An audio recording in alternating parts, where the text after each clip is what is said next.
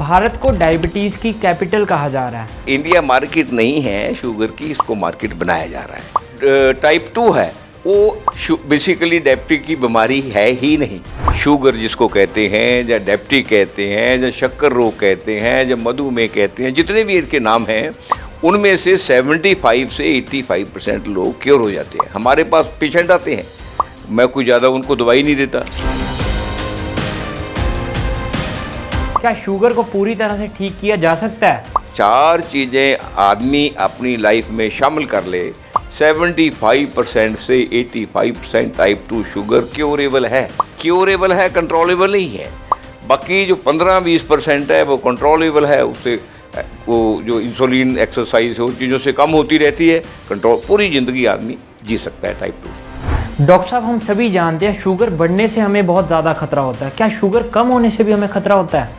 जितना शुगर बढ़ने से खतरा है उतना शुगर कम होने से भी कई बार उससे ज़्यादा भी खतरा है। इस इंटरव्यू के पब्लिक होने के बाद लोगों का जो भ्रम है डायबिटीज़ के ऊपर वो ख़त्म हो जाएगा।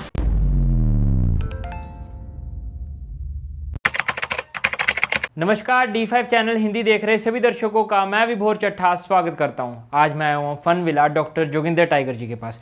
डॉक्टर जोगिंदर टाइगर विश्व प्रसिद्ध डॉक्टर है और इनका हर्बल मेडिसिन पे किया हुआ काम भी विश्व प्रसिद्ध है।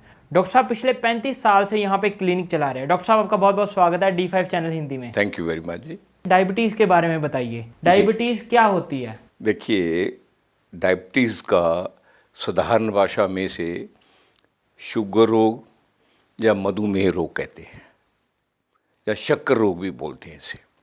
बेसिकली क्या होता है, जो हमारा शरीर है उसके एनर्जी का असली स्रोत हमारा शक्कर ही है, शुगर ही है, मधु ही है, मीठा है। हमारे सेलों को जब मीठा मिलता है सही मात्रा में और बॉडी उसको सही डाइजेस्ट करती है तो हमारी बॉडी सही गति में सही काम करती है। जब वो डिस्टर्ब होता है तो हमें शुगर रोग हो जाता है, जिसे डायबिटिक बोलते हैं या मधुमेह कहते हैं या शक्कर रोग कहते हैं। भारत को डायबिटीज़ की कैपिटल कहा जा रहा है और इसी के बारे में आज हम बात कर रहे हैं, डायबिटीज़ के बारे में। तो डायबिटीज़ कितने प्रकार की होती है? बेसिकली जो पहले भारत को डायबिटिक की मार्केट कहने का मतलब या देश कहने का मतलब, दरअसल इसको देश बनाया जा रहा है। एक भारत ऐसा है, देश है जहाँ बहुत कम शुगर के, मधुमेह के, डायबिटिक के पेशेंट होते थे। बेसिकली क्या है, इंसान जो है, आदमी जो है, वो कुदरत का एक ज़र्रा है, एक फ्रेगमेंट है। नेचर से ही वो पैदा हो रहा है, नेचर से ही खाने वाली चीज़ें नेचुरल जो है वो उसको खाने को मिल रही है। जब आदमी नेचर में पैदा होकर नेचर जैसा रहता है, नेचर के साथ मिलकर काम करता है, उसकी सोच मुताबिक चलता है, वैसा ही नेचुरल फूड खाता है, नेचुरल एनवायरनमेंट में रहता है, तो उसको रोग लगभग आते ही नहीं। 1-2% रोग आते हैं, 99% रोग तो वैसे ही ठीक हो जाते हैं। इंडिया के लोग पहले जो जितने गांव में थे सब अपना हाथ का काम करते थे, ताज़ा खाते थे, सुबह उठते थे, खेतों में काम करते थे। जो आजकल तो हम सिखा रहे हैं एक्सरसाइज करें, सैर करें, क्यों करें? हमने हाथ का काम करना बंद कर दिया। जब हम हाथ का काम करेंगे बॉडी हमारी सही रहेगी, हर चीज़ सही हजम होगा। अगर कोई चीज़ ज़्यादा कम खाई जाए वो भी ठीक हो जाएगी, इसलिए शुगर होगा ही नहीं। ज़्यादा शुगर मार्केट बढ़ने का कारण इंडिया का यही है। एक तो खाने हमारे टिंड पैक हैं, कंपनियों के खाने हैं और डिपार्टमेंट स्टोर में पैकेट खाने हैं, ताज़े फ्रेश खाने नहीं। दूसरा, फ्रेश फूड नहीं। तीसरा, हम काम नेचुरल करते नहीं। चौथा, एम्बिशन बहुत ज़्यादा है। पांचवा, एक्सरसाइज और हाथ का काम नहीं करते। यही शुगर का कारण है। डायबिटीज़ कितने प्रकार की होती है? डायबिटीज़ 2 प्रकार की होती है, एक टाइप 1, एक टाइप 2। टाइप 1 जो है वो बेसिकली क्या होती है, वो क्योरेबल नहीं होती। उसमें पैनक्रियास जो है इंसुलिन प्रोड्यूस ही नहीं करता बॉडी में, ठीक है। उसके लिए आपको कोई भी पेशेंट हो उसको लगातार डायबिटिक की दवाई या इंसुलिन ही लेनी पड़ती है। उसका और कोई इंसुलिन ही लेनी पड़ती है क्योंकि पैनक्रियास ने इंसुलिन पैदा करनी है। इंसुलिन वो पैदा नहीं करता, इसलिए बाहर से आर्टिफिशियल इंसुलिन पड़ती है। जो टाइप 2 है वो बेसिकली डायबिटिक की बीमारी है ही नहीं। इसको कभी ध्यान से किसी ने देखा ही नहीं क्योंकि टाइप 1 और 2 को मिलाकर एक ही टेस्ट करते हैं। पेप्टाइड टेस्ट जो सी पेप्टाइड टेस्ट है वो टाइप 2 वालों को डेफिनेट ही कराना चाहिए। उससे पता चल जाता है कि मेरा पेनक्रियाज कितनी इंसुलिन पैदा कर रहा है। लगभग जितने लोगों को हम टाइप 2 में इंसुलिन देते हैं, टाइप 1 में तो इंसुलिन देनी ही पड़ती है, उसमें तो कोई चारा है ही नहीं। उसके पेशेंट अगर 100 हैं, उनमें से 100 में से 5-6% वो होते हैं। कुछ वो हेरिडिटरी होते हैं, कईयों का पेनक्रियाज काम नहीं करता, कईयों को ऐसा होता है कि बॉडी में कोई ना कोई फॉल्ट होता है, या कुछ और कोई रीज़न होते हैं। टाइप 2 के पेशेंट ज़्यादा होते हैं। टाइप 2 करीब अगर 100 लोगों को है तो उसमें से अगर टेस्ट ठीक आ जाए, खाना पाना ठीक करने से, एक्सरसाइज करने से, ठीक उठने बैठने से, दिनचर्या सही ठीक करने से, सही फूड खाने से लगभग 75% से 85% लोग अपने आप ही ठीक हो जाते हैं। उनको इंसुलिन भी अगर ले रहे हों या कोई और डायबिटीज के लिए कोई टेबलेट ले रहे हों, वो आहिस्ता आहिस्ता अपने आप ही कम हो जाती है। सिर्फ उन लोगों के लिए सिर्फ दिनचर्या, अपना खाना पीना, एक्सरसाइज, सोचने का ढंग, टाइम पे सोना, टाइम पे जागना, ओवर एम्बिशन ना होना, ज़्यादा प्रेशर ना डालना, ताज़े फल सब्जियां सीजन के खाने, और उसमें मीठा, स्पेशली चीनी और रिफाइंड ऑयल और बाज़ार की मिठाइयाँ और टिंड पैक्ड फूड अगर बंद कर दे तो टाइप 2 जो है, शुगर जिसको कहते हैं, या डायबिटीज कहते हैं, या शक्कर रोग कहते हैं, या मधुमेह कहते हैं, जितने भी इनके नाम हैं, उनमें से 75 से 85% लोग क्योर हो जाते हैं। हमारे पास पेशेंट आते हैं, मैं कोई ज़्यादा उनको दवाई नहीं देता, ना कोई ऐसा काम करता हूँ, सिर्फ उनको यही समझाता हूँ कि ये टाइप 2 जो शुगर है ये क्योरेबल है। मिसअंडरस्टैंडिंग से ये एक ख़ास किस्म के माफिया ने फैलाई हुई है। इसलिए जो इंडिया है शुगर की मार्केट बनाई हुई है। बेसिकली देखिए, अब देखिए, पहले हम जब देखते थे, छोटे थे, तो 125 125 खाली पेट शुगर नॉर्मल थी, ठीक। खाने पीने के बाद 180 तक नॉर्मल थी। अब क्या किया, 100 बना दिया। अरे जब नॉर्मल को हमने अपने आप नीचे ला दिया, जिनका 120, 25, 115 वाले लोग हैं, वो तो शुगर के पेशेंट है ही नहीं, ना ही वो डायबिटिक पेशेंट हैं, मधुमेह के मतलब। उनको तो फिर शुगर रोग का घोषित करके उनके दिमाग में डाल रहा है कि आप शुगर के पेशेंट हैं। वो डरते हुए डॉक्टरों के पास जाते हैं, दवाइयाँ खाते हैं, दवाइयों से और शुगर बिगड़ती है और सेहत बिगड़ती है। उसको जब आप रखेंगे कि ये नहीं खाना, वही नहीं खाना, बॉडी ख़राब होगी। इसलिए इंडिया मार्केट नहीं है शुगर की, इसको मार्केट बनाया जा रहा है। जहाँ तक टाइप 1 का है, टाइप 1 में तो देखिए, अगर 100 पेशेंट है उसमें से 5-6% लोग होते हैं टाइप 1 के, उनको लगातार कंटिन्यूसली इंसुलिन देना पड़ता है। कोई लकीली भगवान की खेड़ हो जाए, इंसुलिन पैदा होनी शुरू हो जाए और बात है, वो इंसुलिन पेनक्रियाज बनाता ही नहीं, इसलिए उसको टाइप 1 को थोड़ा ख़तरनाक गिना जाता है। उसमें आदमी आहिस्ता आहिस्ता मौत की तरफ बढ़ता है।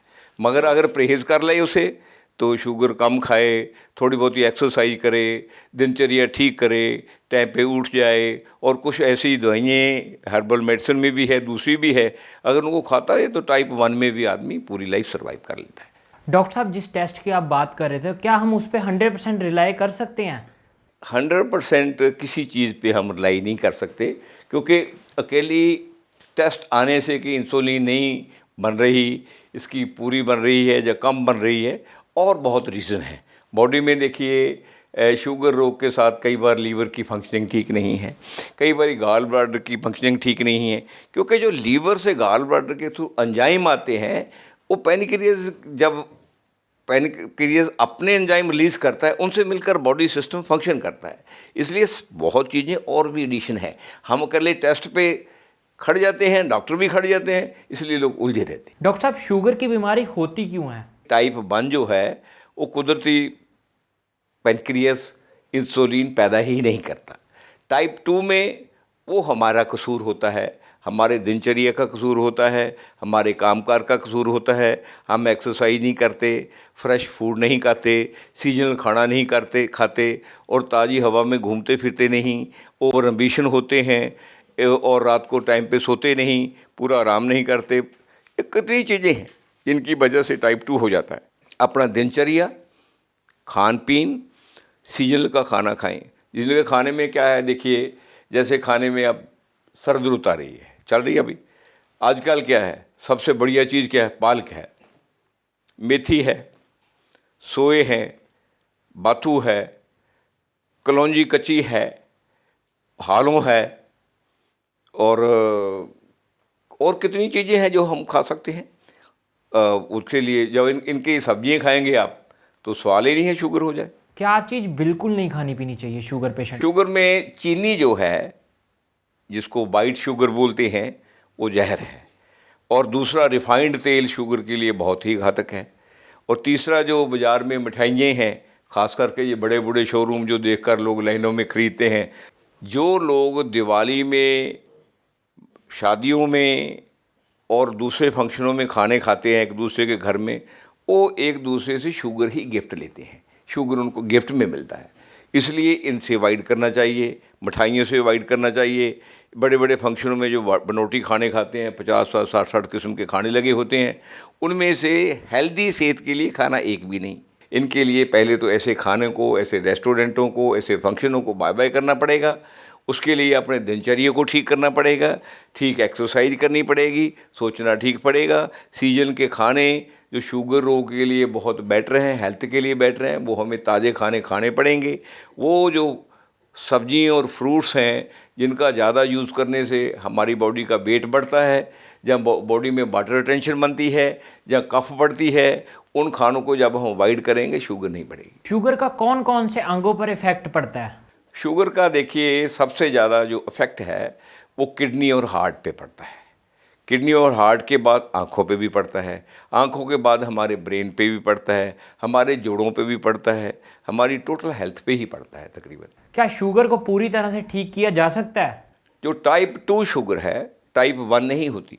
टाइप 2 शुगर का तो सिर्फ अगर दिनचर्या, अपना काम कर और खाना और एक्सरसाइज, 4 चीज़ें आदमी अपनी लाइफ में शामिल कर ले, 75% से 85% टाइप 2 शुगर क्योरेबल है।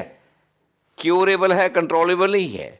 बाकी जो 15-20% है वो कंट्रोलेबल है, उससे वो जो इंसुलिन, एक्सरसाइज और चीज़ों से कम होती रहती है, कंट्रोल, पूरी ज़िंदगी आदमी जी सकता है टाइप 2। कौन कौन सी एक्सरसाइज करनी चाहिए और कितनी देर तक करनी चाहिए? देखिए, बॉडी को पहले तो वार्म अप करना ज़रूरी है, हल्का फुल्का बॉडी के पुशअप लगाने ज़रूरी हैं। एक बॉडी को अपने जो टो होते हैं पाँव के, उनके बाहर इसके सहारे चलना चाहिए। ये शुगर रोग के लिए बहुत अच्छा है इसके लिए। फिर उसके बाद एडियों के सहारे, टो को उठाकर या एडियों के सहारे। और तीसरा, ये एक्सरसाइज हर बॉडी के हर रोग के लिए, ये 5-6 एक्सरसाइज हैं। और एक बॉडी को इधर उधर ट्विस्ट करना, इससे ही शुगर रोग ठीक हो जाता है। और एक पुशअप लगाएं थोड़े, ये एक्सरसाइज है। बाकी हल्की फुल्की, अगर किसी की बॉडी फिट है, हल्की फुल्की रनिंग कर सकता है, तेज़ सैर कर सकता है, ये एक्सरसाइज करेंगे। और सुबह टाइम पे उठेंगे और सुबह उठकर पानी पिएंगे। और उसके बाद अपना ब्रेकफास्ट ठीक करेंगे। ब्रेकफास्ट में हमें ताज़ी सब्जी, स्पेशली अगर सीजनल की फ्रूट मिल जाए, जैसे आजकल एप्पल है, एप्पल शुगर के लिए बड़ा डेंजरस है। क्योंकि मैं देख रहा हूँ जितना एप्पल हिमाचल से आ रहा है वो भरपूर पेस्टिसाइड, इंसेक्टिसाइड और खादों से पूरा एकदम भरपूर है, इसलिए वो शुगर रोग को बढ़ाते हैं। फल वही खाने चाहिए, जैसे अमरूद है, शुगर रोग के लिए बहुत ही बढ़िया फल है, ये आम घरों में लगा लो, कोई पेस्टिसाइड इंसेक्टिसाइड की इसकी ज़रूरत ही नहीं है। उसके बाद आंवला है, जिसको औला बोलते हैं, इंडियन गूसबेरी, बहुत बहुत बढ़िया चीज़ है शुगर के लिए। ये बेर हैं, बहुत अच्छे हैं शुगर रोग के लिए। बोल संतरा है, बहुत अच्छा है शुगर के लिए। माल्टा बहुत अच्छा है, किन्नू पंजाब में इतना होता है, इंतहाई होता है। शुगर रोग के लिए इतने फल फ्रूट हैं, सब्जी हैं, पहले ही मैं बोला हूँ, मेथी है, पालक है, चलाई है, बाथू है, सोए हैं, है ना, उसके लिए सुहांजना है, बहुत अच्छा है। उसके बाद घिया है, कद्दू है, तोरी है, राम तोरी है, पेठा है, कितने ही सब्जी हैं जो इंतहा हैं। आलू हैं, आलू अगर बिना खाद के और छिलके के खाता है। आलू का छिलका आपको सरप्राइज होगा। अकेले आलू के छिलके को आप ऊपर से उतार के धूप में सुखा लो, एक ग्राम सुबह 1 ग्राम शाम को लेंगे, आपका शुगर लेवल ठीक आ जाता है। आलू इतना गुनाकारी है। आलू बनाएं, आलू को पैदा आप घरों में कर सकते हो, उसमें खाद खूद कम डालो, देसी खाद डालो। उसके बाद आलू को समेत छिलका खाएंगे, शुगर रोग को कंट्रोल करेगा। अगर उनको खाद डालकर करेंगे और उसका छिलका उतार कर खाएंगे, शुगर को बढ़ाएगा। ये किसी को चीज़ को खाने पीने की एक विधि है। अगर विधि विधान से खाएंगे बिल्कुल ठीक रहेगा। मूंगी मसूरी की दाल शुगर के लिए बहुत अच्छी है। मोठ की दाल बहुत अच्छी है शुगर के लिए, है जी। अपने कुल्थ की दाल शुगर के लिए सर्दी में बहुत अच्छी है। बहुत चीज़ें हैं जो शुगर, मूंग की दाल बहुत ही बढ़िया चीज़ है शुगर लोग में। कितनी है, कितने फल हैं, कितने फ्रूट हैं, कितनी सब्जी हैं जो हम खा सकते हैं। वो और फलों की ज़रूरत नहीं खाने की। आपके पास अमरूद, ये जो आपके सीजन है, नाशपाती है ना जी, संतरा है, माल्टा है, किन्नू है, नींबू है, सारे आपके जो है सस्ते फल हैं। अच्छा डॉक्टर साहब, मीठे फल खाने को शुगर पेशेंट को मना किया जाता है, क्या ये बात सच है? देखिए, मीठे फल अगर नेचुरल है, नेचुरल ढंग से पले हैं। दरअसल डॉक्टरों को यही नहीं पता कि फल कहाँ से आ रहे हैं। हमारी डाइटिशियन को किसी को ये नहीं पता फल कहाँ से आ रहे हैं। सारे आर्टिफिशियल फल हैं। तो हम ऑर्गेनिक मीठे फल खा सकते हैं? मीठे फल क्यों नहीं खा सकते, मगर उसके साथ एक्सरसाइज करें। और दूसरा ये जान लें, ये जो फल जो हैं ये ज़्यादा खाद, इंसेक्टिसाइड, पेस्टिसाइड और सीजन के बिन, ये जैसे हम जिसको ग्रीन हाउसेस कह रहे हैं, ग्रीन हाउसेस सबसे बड़ा शुगर का, हार्ट का, किडनी का, जॉइंट पेन का सबसे बड़ा कारण और देन है। ये हमारी यूनिवर्सिटियाँ, ये हमारी गवर्नमेंटें इस पे ही जोर दे रही है। डॉक्टर साहब, दिनचर्या कैसी होनी चाहिए शुगर पेशेंट की? दिनचर्या देखिए, अगले शुगर पेशेंट की नहीं, सभी की। उसको सूर्य जागने से पहले, उगने से पहले उठ जाना चाहिए। उसके बाद पहले उसको पानी पीना चाहिए खाली पेट 1-2 गिलास। फिर उसको बाहर खुली हवा में हल्का फुल्का सांस लेकर उसको घूमना चाहिए। अगर उसके पास और वक्त है तो उसको योगिक एक्सरसाइज भी करना चाहिए। अगर और वक्त है तो उसको श्वास की एक्सरसाइज भी करना। श्वास जो और है, हेल्थ योग और है। श्वास की एक्सरसाइज है वो कर लेनी चाहिए। उसके बाद हल्की फुल्की एक्सरसाइज के बाद अपना ब्रेकफास्ट करें, नहाए धोएं, फिर अपना दिनचर्या के लिए अपना वो काम काज जो उसको सही कर सकें, अपनी शक्ति से कर सकें और सही कर सकें और अपने लिए कर सकें, वो काम कार करें और अपने आप को काम कार में मशरूफ़ रखें। जिस काम को करना है वहीं बुद्धि रहनी चाहिए। उसके बाद टाइम पे दोपहर का खाना, शाम का टाइम खाना, सूर्य डूबने से पहले, सूर्य छुपने से पहले खा लेना चाहिए ताकि हजम हो जाए। और उसके बाद हल्की फुल्की सैर करनी चाहिए। सैर करने के बाद आधा घंटा अपने परिवार में, अपने किसी दोस्त के साथ हल्की फुल्की गपशप करनी चाहिए ताकि आप रिलैक्स हो जाएं। उसके बाद सो जाना चाहिए। तो फिर शुगर होती ही नहीं। शुगर का कारण ही हमारा ओवर एम्बिशन होना है और हमारे दिनचर्या का शेड्यूल को ख़राब करना है। डॉक्टर साहब, आजकल जो लोग हैं वो 10 बजे, 9 बजे, 10 बजे, 11 बजे खाना खा रहे हैं, तो क्या ये भी एक कारण है शुगर होने का? यही बड़ा कारण है। आप ठीक कह रहे हैं। लेट खाना खाना अकेला शुगर का नहीं, हार्ट का भी, किडनी का भी, ब्लड प्रेशर का भी, जॉइंट पेन का भी, पेट के ख़राब रहने का भी और हेल्थ के ख़राब रहने का भी और सोच का भी ख़राब रहने का कारण हमारा रात को लेट खाना है। क्योंकि जब हम खाना खाते हैं तो बॉडी रात को क्या करती है, रेस्ट नहीं करती, खाना हजम करती रहती है। खाना फिर पड़े पड़े हजम नहीं होता, तो उसके बाद क्या होता है, जो हमारा प्लाज्मा ख़राब हो जाएगा। प्लाज्मा ख़राब होगा, ब्लड ख़राब होगा। ब्लड ख़राब होगा तो सारा कुछ, स्किन से लेकर, मैदा से लेकर, अस्थि से लेकर, शुक्राणु से, सब हर चीज़ ख़राब होगी। डॉक्टर साहब, एक टर्म है पैनक्रियाज में कैंसर हो जाता है, तो आप हमें इस टर्म को पूरा ढंग से समझाइए। दरअसल बात यह है, एक इस पे थोड़ा मेरे को बहुत अजीब भी लगता है। लगभग खुदा की तरफ से एक बहुत कमाल है। एक तो जो माता की दुधानी है, इसमें भी 100 में से एक आधा कैंसर होता होगा। नोड्स बन जाती है, उसमें रसोलियाँ बन जाती है। ऐसे ही पैनक्रियास जो है, इसमें ट्यूमर डेवलप होता है। और जितना मेरे को समझ है, अगर 200 आदमी को पैनक्रियास में ट्यूमर बना है, वो बनाई नहीं होता है, शायद ही 1-आधे% का कैंसर हो। मगर दुखांत की बात यह है कि हम उस डायग्नोज को कैंसर से ही शुरू करते हैं और फिर कीमोथेरेपी से उसका इलाज शुरू करते हैं। इसका रीज़न यही होता है कि पेशेंट सिर्फ डॉक्टर के इलाज के लिए वो अपना पेनक्रियास और अपनी हेल्थ ही गवा बैठता है। जिनको एक बार इंसुलिन लगना शुरू हो गया हो, क्या उनका इंसुलिन छूट सकता है? कि टाइप 1 जो है उसमें पेनक्रियास इंसुलिन बनाता ही नहीं। इंसुलिन की हमारी बॉडी को ज़रूरत है, ठीक नहीं, उसके लिए इंसुलिन बाहर से देना पड़ता है। वो 100 में से 4, 5, 6, 7% तक केस होते हैं, इससे ज़्यादा नहीं होते।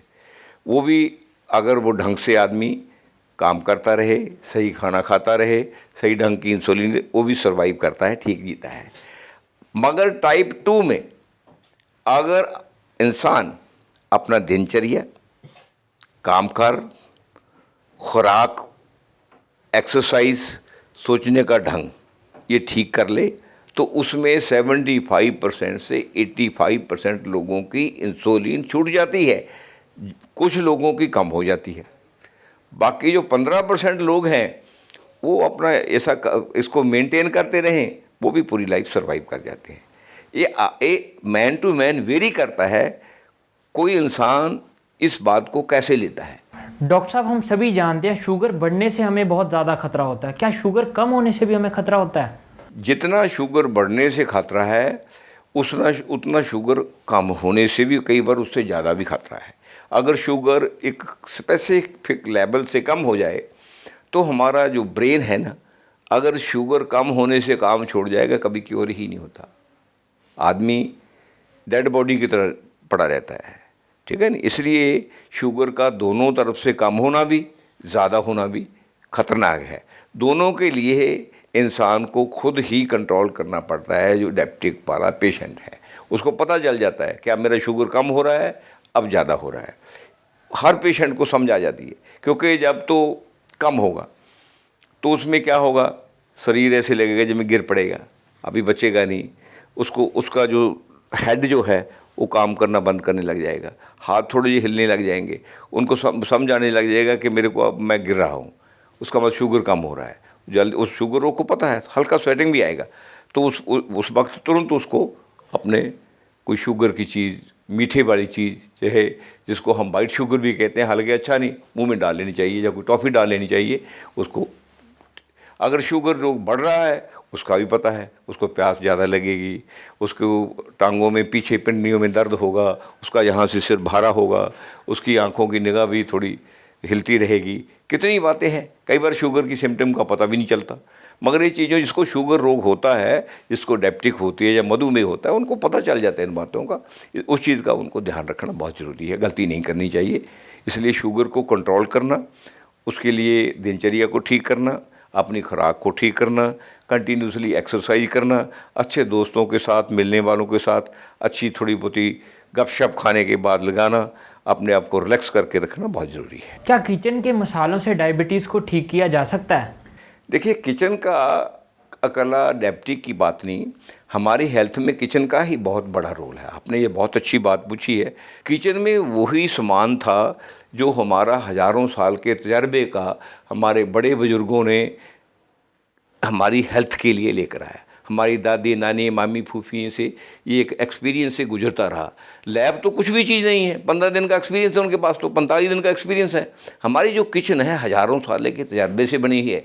साइंस तो किचन का बाई प्रोडक्ट है, वो भी चोरी किया हुआ। इसलिए हमारी जो किचन है वो कल शुगर के लिए नहीं, पूरी हेल्थ के लिए एक ड्रग स्टोर कह सकते हैं, या तोहफा है। कौन कौन से मसाले डायबिटीज़ पेशेंट के लिए लाभदायक होते हैं? बहुत अच्छी बात करी आपने। देखिए, काली मिर्ची है, लौंग है, लौंग पेपर है, अजवाइन है, मिर्ची है, ये सारे शुगर में काम करते हैं और शुगर रोग को ठीक करते हैं, हेल्थ में काम करते हैं। इनको कैसे कैसे लेना चाहिए? सुबह एक लौंग, 2-3 काली मिर्ची, थोड़ा सा लौंग पेपर का एक छोटा पीस, थोड़ी सी अजवाइन, इनको लेकर 2 नीम के पत्ते, एक पत्ता, 2 ना लें, और 1 आम का पत्ता, आम जानते हैं, 2 तुलसी के पत्ते, 1 अमरूद का पत्ता, 1 पीपल का पत्ता, ये 5 पत्तों को इनके साथ इकट्ठा कर लें। इनको सुबह सुबह चबाएं। लगभग मेरे ख्याल में 50% लोगों की शुगर इससे ठीक हो जाती है। अगर किसी की अचानक से शुगर बढ़ जाए तो उसे क्या करना चाहिए? उसे देखिए, एक तो दबाकर पानी पीना चाहिए, दूसरा ये जो मैं बताया है इसको चबाना चाहिए, इससे शुगर कंट्रोल हो जाती है। शुगर को ठीक करने के लिए और कौन कौन सी होम रेमेडीज़ हैं? और बहुत होम रेमेडीज़ हैं। देखिए, हमारे पास करेला है, करेला जानते हो? जी। और उसके पास हमारे पास थोड़ी मात्रा में अकरकरा है, अमरूद है, दालचीनी है। दालचीनी शुगर किचन में भी है हमारे, बहुत बड़ा काम करती है। काली मिर्च है, लौंग है, और जो पत्ते हैं वो आपको 5-6 किस्म के पत्ते हैं, और फ्रूट हैं। बहुत चीज़ें हैं जो शुगर रोग को कंट्रोल करती है, इसी से शुगर रोग ठीक हो जाता है।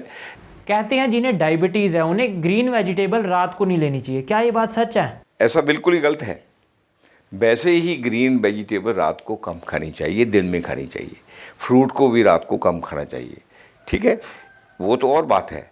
मगर ये शुगर रोग के लिए अकेला अप्लाई नहीं होता। ये तो पहले ही हमारे पुरानी जो आयुर्वेद की, यूनानी मेडिसिन की विजडम है, उन्होंने मेंशन किया हुआ है कि ग्रीन वेजिटेबल्स एंड फ्रूट्स दिन में खाएं और रात को दालें खाएं। कई लोग बोलते हैं जिन्हें डायबिटीज़ हो जाए उन्हें डेयरी प्रोडक्ट्स लेने नहीं चाहिए, क्या ये बात सच है?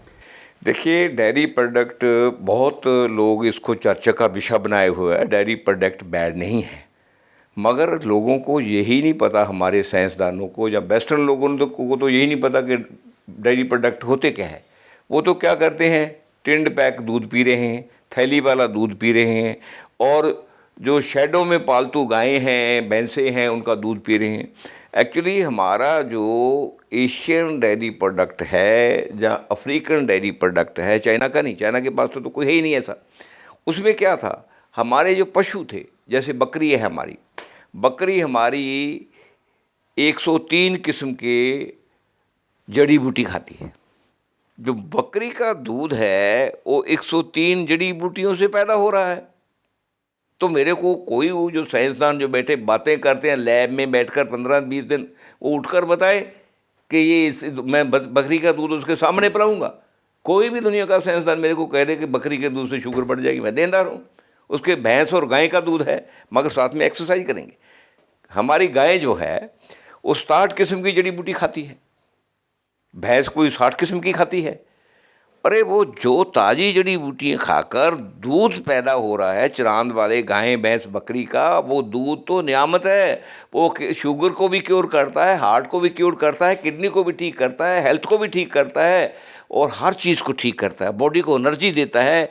इवन जो बच्चे अपने आजकल कोविड के बाद उनमें स्पर्म मर गए हैं, या लेडीज़ बच्चों को बर्थ नहीं दे सक रही, उनको भी दोबारा वो रीग्रोथ कर रहा है उनकी। उसमें एक्टोसेप्रिन होता है मिल्क में, जो आज तक इनको नहीं पता। एक्टोसेप्रिन ऐसी चीज़ है जिनमें दोबारा आप में ग्रो करने की उसमें मिल्क में कैपेसिटी है। वो मिल्क के पास है, मगर मिल्क जो है दैट शुड, वो नेचुरल होना चाहिए, वो चरांदों का होना चाहिए। अगर वो चरांदों का दूध पीते हैं तो उनको बीमारी आती ही नहीं, बीमारी क्योर करता है चरांदों का मिल्क। नंगे पैर घास में चलने से क्या शुगर पेशेंट में फ़ायदेमंद है? देखिए, बात यह है, जो पाँव हैं हमारे, जो हमारी आर्टरीज हैं, वो हार्ट से ब्लड लेकर नीचे जाती है, ठीक है। वहाँ जो हमारे पाँव के नीचे जो हमारी कैपिलरीज है, जिनको हम कैविटी भी बोल देते हैं, उनसे जो खून जब आखिर तक पहुँचता है, फिर उसकी ट्रांजैक्शन होती है, वो कैपिलरीज से वेन में आता है, वेन से खून ऊपर जाता है। वो जब हम नंगे पाँव चलते हैं, जो हमारी कैपिलरीज है बहुत एक्टिवेट हो जाती है, ब्लड का सर्कुलेशन तेज होने से हमारी बॉडी में फालतू किस्म के जितने भी टॉक्सिक हैं और फालतू किस्म की शुगर बर्न हो जाती है, इसलिए शुगर कम हो जाती है। क्या नीम और करेले को पैरों से मथने से भी शुगर कंट्रोल होती है? होती है, मगर ज़्यादा नहीं, मिथ कथा ज़्यादा है। नीम, करेला और कौरतुम्बे के मलने से कम होती है, मगर ये पाँव पे मलने से जब नुकसान करते हैं तो फिर वो उसकी बीमारी का इलाज नहीं होता, इसलिए ये नीम हकीमी इस पर नहीं करनी चाहिए। मेरे पास 3-4 पेशेंट आए हैं। एक ये जोड़ियाँ सड़कें हैं, यहाँ की लड़की थी, वो सेक्रेटरीट में काम करती थी, उसका शुगर बहुत बढ़ता था। किसी ने उसको, एक हकीम ने बोल दिया कि आप कौरतुम्बा लाओ, उस पर अपने पाँव रगड़ो और उस पर ऐसे करो। उसके बाद उसको बीमारी लग गई। उसके बाद फिर 1-2 केस ऐसे और आए जिन्होंने नीम और इनसे मिलकर किया, उन्होंने ज़्यादा कर लिया, इसलिए वो कई बार खराबी करते हैं। अटकल पच्चू काम नहीं करना चाहिए। एक्सपीरियंस वाले जो विजडम वाले काम हैं, जो हमारे हज़ारों साल के एक्सपीरियंस से पैदा हुए हैं, वो देसी जड़ी बूटी हैं, चाहे किचन के तजर्बे हैं, चाहे घरों के तजर्बे हैं, उनसे ही काम लेना चाहिए। ऐसे चालू बातें नहीं करनी चाहिए, कई बार बहुत बड़ा नुकसान हो जाता है। इसलिए करेला और नीम को जल्दी पाँव के नीचे नहीं मालिश करनी। डॉक्टर साहब, कौन से काढ़े फ़ायदेमंद होते हैं शुगर पेशेंट्स के लिए? शुगर पेशेंट्स के लिए देखिए, मैं एक आपको बात बताता हूँ। गोरखमुंडी, ब्रह्मडंडी, पुनर्नेवा और गोखरू, अर्जनिया, सलेरी और दालचीनी, ये 7 चीज़ का काढ़ा आप शुगर पेशेंट के दोगे, शुगर पेशेंट को उसका बॉडी में टॉक्सिक मैटर भी ख़त्म होंगे, उसकी किडनी में जितनी शुगर से डिपॉजिट हुए बेन में टॉक्सिक मैटर होते हैं वो भी ठीक हो जाएंगे, हार्ट भी ठीक हो जाएगा, लीवर भी ठीक हो जाएगा। इसलिए ऐसे काढ़े ही देने चाहिए, जो बहुत, मैं तजर्बे से देख रहा हूँ, मेरा 35 साल का तजर्बा है। डॉक्टर साहब, आपने बहुत महत्वपूर्ण जानकारी दी। मेरे ख्याल इस इंटरव्यू के पब्लिक होने के बाद लोगों का जो भ्रम है डायबिटीज़ के ऊपर, वो ख़त्म हो जाएगा। कोशिश करते हैं जी, जो हमारे पास एक्सपीरियंस होता है, क्योंकि हम भी कुदरत में रहते हैं, लोग भी कुदरत में, एक ही परिवार है सारा जी। कोशिश करते हैं कोई अच्छी बात लोगों तक पहुंच जाए, अपने तजर्बे की बात पहुंच जाए। बाकी लोगों की मर्जी होती है, इसको मानना न मानना चॉइस उनकी है। डॉक्टर साहब, हमारे दर्शक आपसे कैसे संपर्क कर सकते हैं? चंडीगढ़ बठिंडा रोड जो पटियाला में डकाला बाईपास से गुजरती है, वहाँ फनविल है, मेन रोड के ऊपर ही है। और जब आप बठिंडा को जाएंगे दाहिने हाथ है, चंडीगढ़ को जाएंगे बाएं हाथ है, डकाला रोड के पास से जब गुजरती है। मेरा नंबर है जहाँ का 95 926 10 676। डॉक्टर साहब, आपने बहुत महत्वपूर्ण जानकारी दी। आप हमारे साथ जुड़े, आपका बहुत बहुत धन्यवाद। Thank you ji, thank you. अगले एपिसोड में फिर मुलाकात होगी, तब तक के लिए नमस्कार।